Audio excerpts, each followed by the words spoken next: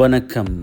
இது நீங்கள் பார்க்குறது ஜெனீவாவினுடைய ஐகான், ஜெனீவா லேண்ட்மார்க் அப்படின்னு சொல்லக்கூடிய வாட்டர் ஜெட். இது ஜெனீவான்னு நீங்கள் சர்ச் பண்ணிங்கன்னு சொன்னாலே கூகுளில் இந்த புகைப்படம் தான் உங்களுக்கு கிடைக்கும்.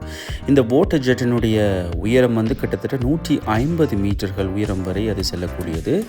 மணிக்கு 200 கிலோமீட்டர் வேகத்தில் ஒரு செகண்டுக்கு 500 லிட்டர் நீர் வரை பீச்சக்கூடிய அந்த பவர்ஃபுல்லான வாட்டர் ஜெட் தான் ஜெனீவாவினுடைய ஐகானாக இருக்கிறது. இது வந்து ஜெனீவாவினுடைய அந்த வாட்டர் ஜெட் இருக்கக்கூடிய ஜெனீவா லேக் கிட்டத்தட்ட 73 கிலோமீட்டர் நீளமும் 14 கிலோமீட்டர் அகலமும் கொண்டது.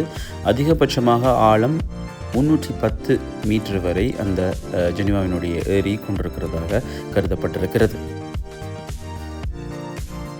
அது மட்டும் இல்லாமல் நீங்கள் அந்த ஆரம்பத்திலேயே பார்த்த அந்த வாட்டர் ஜெட் வந்து கிட்டத்தட்ட ஒரு வருடத்திற்கான மின்சார செலவு மாத்திரம் 5,10,000 சுவிஸ் ஃப்ராங்குகளாக மதிப்பிடப்பட்டிருக்கிறது.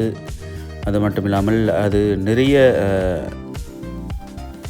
டூரிஸ்ட்டுகளை கவரக்கூடிய ஒரு இடமாகவும் அந்த இடம் இருக்கிறது.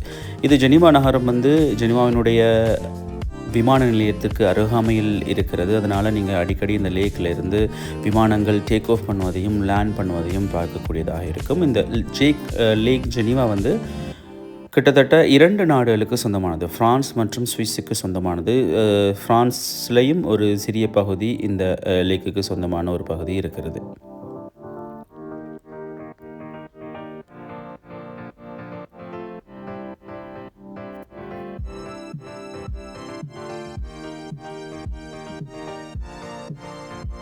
அது மட்டும் இல்லாமல் ஜெனீவா மாநிலத்தை சுற்றி வர மலைகள் தான் இருக்கிறது.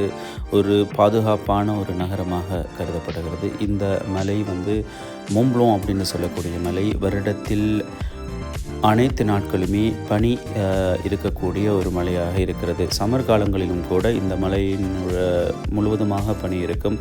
தூரத்திலிருந்தே நீங்கள் பார்க்கக்கூடியதாக இருக்கும். இது வருடம் முழுவதுமாக பனி நிறைந்திருக்கக்கூடிய ஒரு அழகிய மலை. மறுபடியும் இந்த வாட்டர் ஜெட் ஒரு அழகிய வானவில்லோடு உங்களுக்கு இந்த காணொலியை எடுக்க கிடைச்சது சந்தோஷம். தொடர்ந்தும் சப்ஸ்கிரைப் பண்ணி சப்போர்ட் பண்ணுங்கள். இந்த மாதிரியான நிறைய வீடியோக்களை நான் உங்களுக்கு தருவதற்காக முயற்சி செய்கிறேன்.